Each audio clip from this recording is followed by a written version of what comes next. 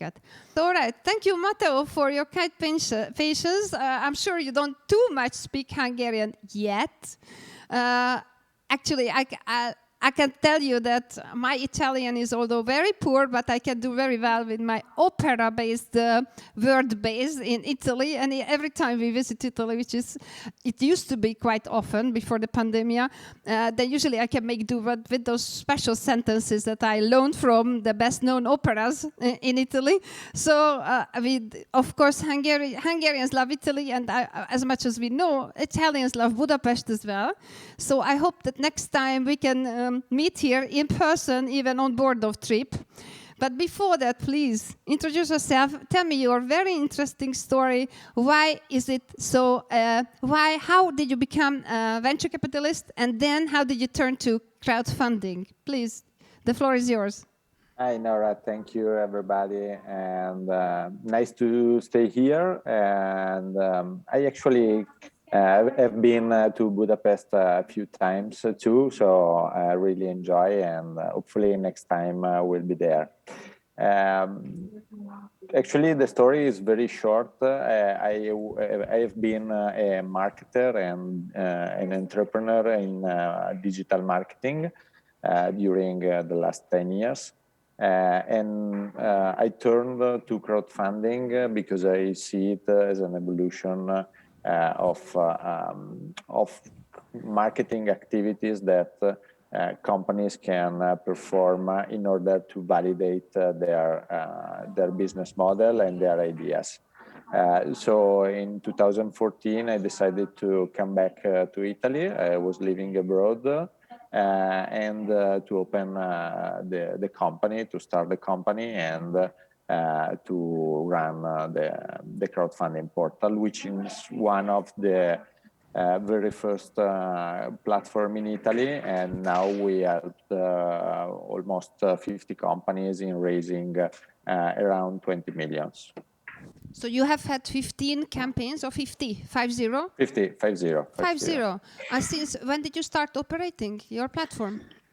Well, we incorporate in 2014 the company, and then after all the regulatory process, we started the operations in earlier 2016.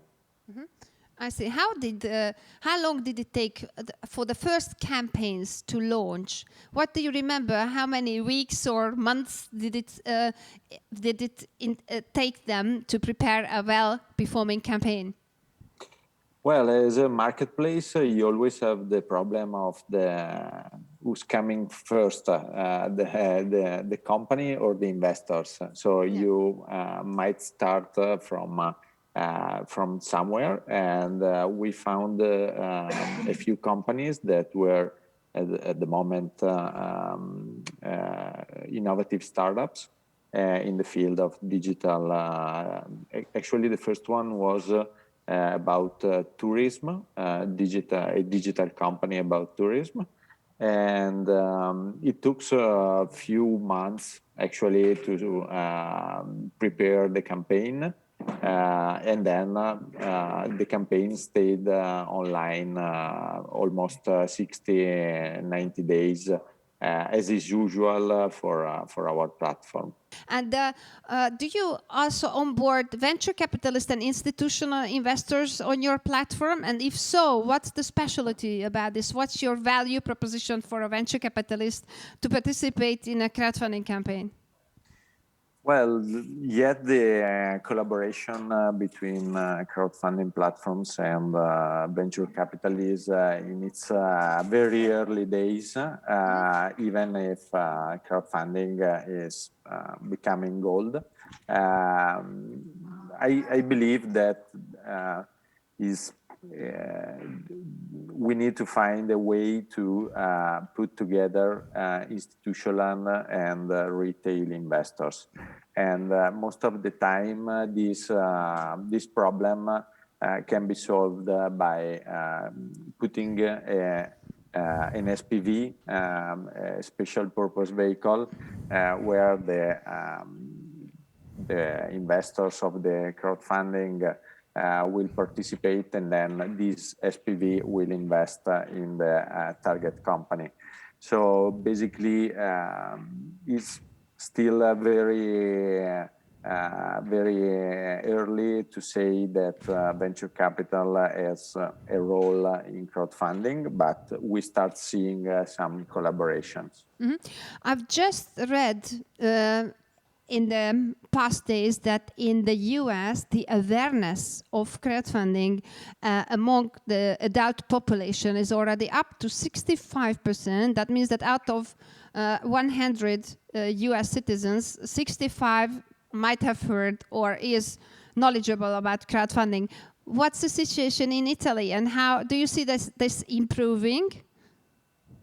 Well, I don't know if there is a statistic about that in Italy, but I believe it's for sure less than 65%.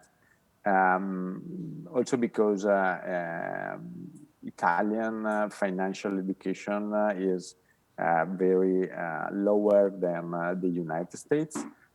So basically people don't usually invest by themselves. They usually have account managers or asset managers that invest their money for their clients, basically. Mm-hmm. So it's very traditional in that way, the asset management in Italy. Also, is very still very tied to traditional assets like real estate and less to innovative assets like equity crowdfunding or companies like startups.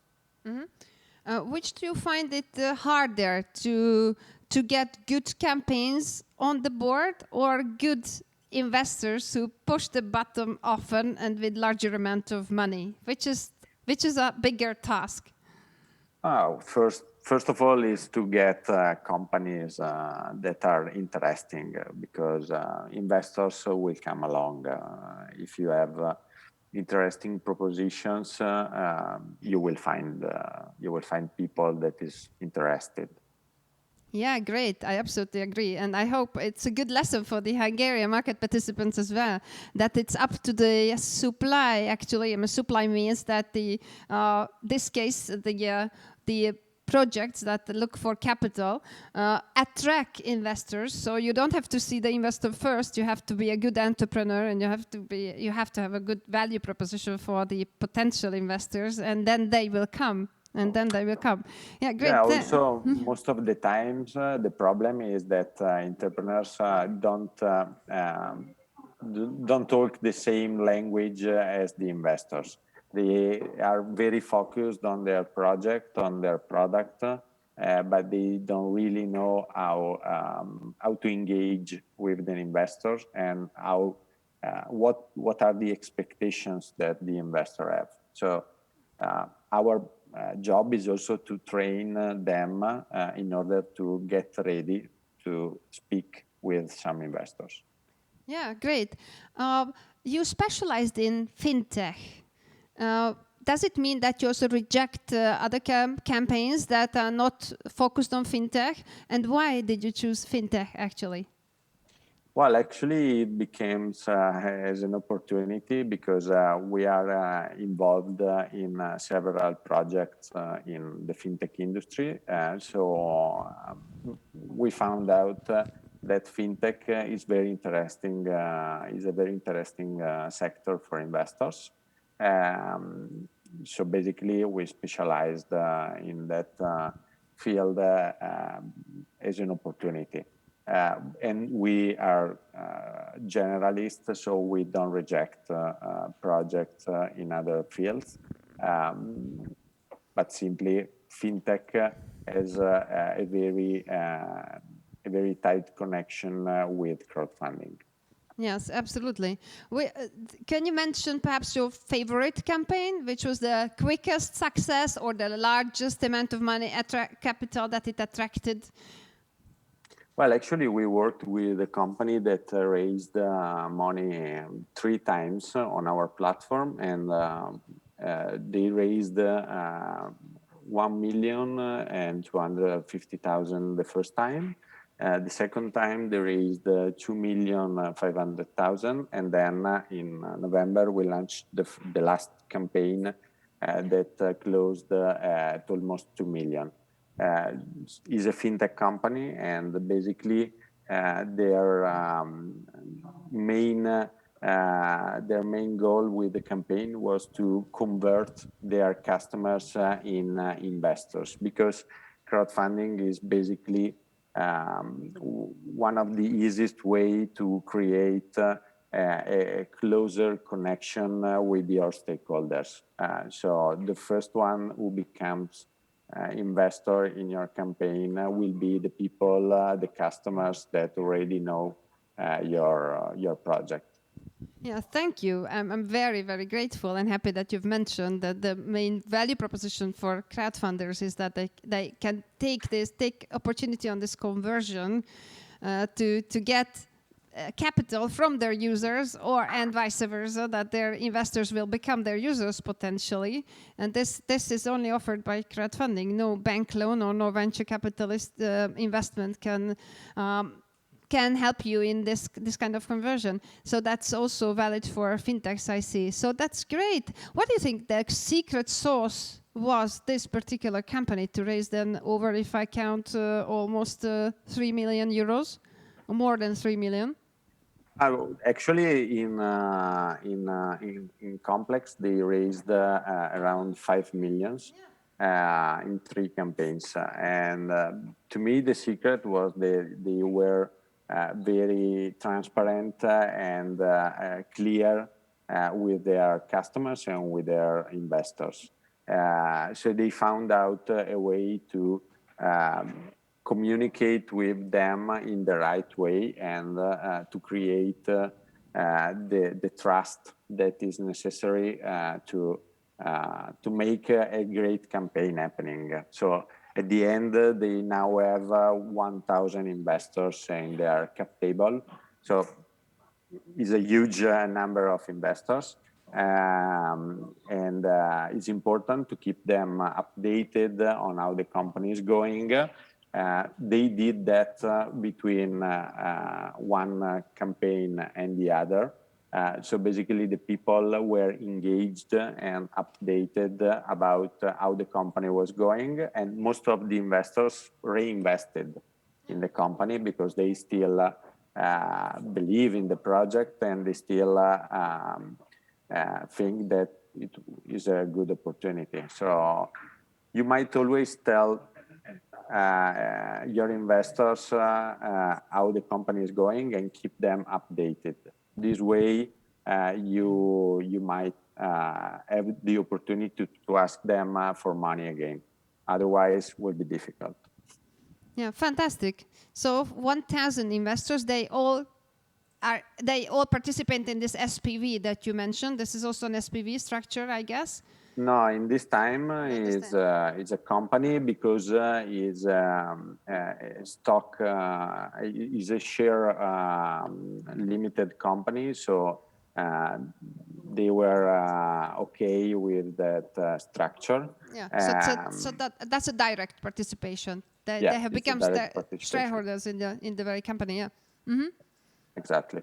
Yeah. Great. So then you just mentioned, I think that's what I was going to ask, that they remained very active in keeping their shareholders informed and motivated towards the founders, towards the company itself, and therefore they succeeded to raise capital from the same investors again. Yeah. So that would probably be your good advice to potential further crowdfunders, right? That they shall build trust.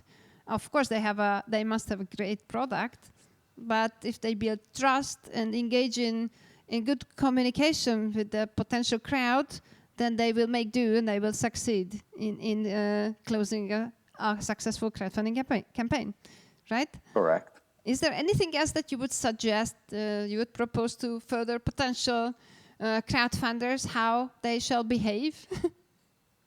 Well, to me, crowdfunding, as I was saying before, is a way to validate your idea and to to get the trust to your shareholders and to your stakeholders in general. So you might take the crowdfunding campaign as an opportunity to do that and not just to raise funds. If you're doing crowdfunding just for the funding side, probably you're missing the best part and the value of the tool and the instrument. If you are doing crowdfunding to expose yourself and to validate your idea and to ask feedbacks to your community, probably you will receive the right value and get at the end you will also get funding and investors. Fantastic. Yeah, that's absolutely the point. I totally agree. Thank you very much for highlighting this. And it sounds so easy and so much so understandable, but doing it right is really tough. So it's a hard work. It's not a cash machine on the wall that you put up your campaign on a website and then it goes on. But it's definitely a hard work and to figure out what your value proposition is, to get this feedback and be very agile and cooperative with investors. That's of course not always a fun part, but it's definitely a hard challenge. But so as these good examples can break grounds and can create good examples, I hope that Europe will see a flourishing crowdfunding market. Do you plan perhaps to go to reach out to foreign investors after the European crowdfunding service providers regulation will be applied from November on? What's your future plans with 200crowd? Well, at the moment we are still active in Italy, and we believe that in order to scale in Europe, you might have a very distinctive proposition, or be a very huge platform as the UK platforms are. So for the moment, our plans are to stay in Italy and to focus on Italian companies and investors. It's still a market that needs to develop. So there is still time to think about a European scale. Yes, great. I think this was fantastic. Thank you, Matteo, for being with us, and hope you will return one day to here, also in Budapest, and meet you then in person. And I hope that as soon as the crowdfunding service providers regulation will enter into, I mean, it's in force, but it will be applied, then we might even enter into a cooperation. Let's see. Let's see later on. Why not? Yes, yes. Thank you, Matteo. Thank you for taking your time. Thank you. Keep in touch. For the invitation.